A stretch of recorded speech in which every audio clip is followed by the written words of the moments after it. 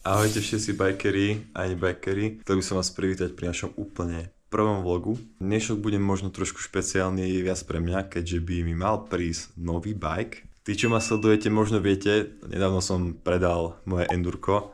Momentálne nemám na čom jazdiť. No a pred chvíľočkou mi volal kuriér a je to taký zvláštny pocit, pretože bicykle už pre vás skladáme dlho.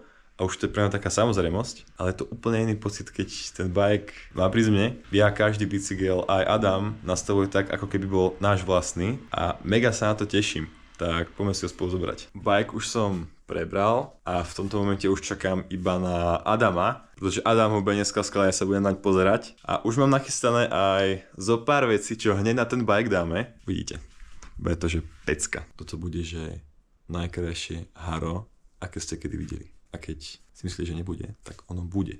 Nebojte sa. No kde si toľko? Už vyrážam. Tas. Takže Adamko už nám prišiel.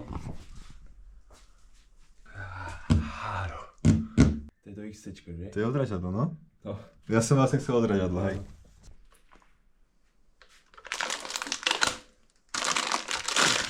A mám vedieť, že tento predstavec sa nebude. Ne? Aký tam bude? Som ty videl háro? Ale mám háro. Možko, ja som ešte nikdy nemal 38 nohy.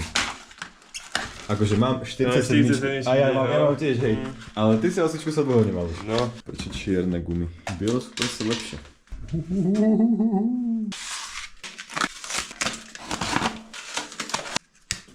Ideme vymeniť predstavček. Tento CTM Carbon. Predstavec. Gurman. Kamo, kúkaj proste, jak to vyzerá. Tak, či dám ho nižšie ešte? Možko, to je 200, môže vypať dole. No, bike momentálne vyzerá takto, ale keďže jazdíme biele plášte, tak na tom bajku budem musieť.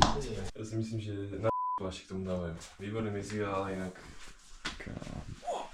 Vie, jak vyzerať, kamo, ešte zadné. A ten kaškor, kamoško. Feedlock musí byť, biele plášte, extrém. To je nočná mora servisákov. Inserty a nastavenie rotácie. Kamo, akože fakt sa mi nechcel dávať ten insert. Že dopredu som zatiaľ ešte nedával, ale ja v zadnom insert mať musím. Čo si o tom myslíš, Adam? Zaujímavé. Brutál.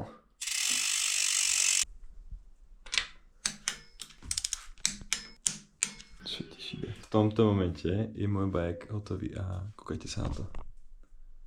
Fajn, akože ten predstavec, to aj nehovorím. Časom ešte by som vymenil sedlovku a určite aj objímku. Nahodili sme aj chránič prevodníka. Vzadu je ešte kaškor schovaný, je to na bezdušových kolesách. Najviac hotový som z tej vidlice, fakt má úplne foxový chod. Toto je úplne, že dream build. Čo viac môžeš chcieť? Proste háro.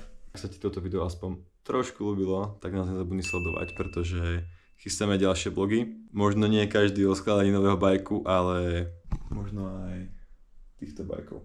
Každopádne nás sleduj, bude to zaujímavé a daj nám vedieť tú reakciu. Čau.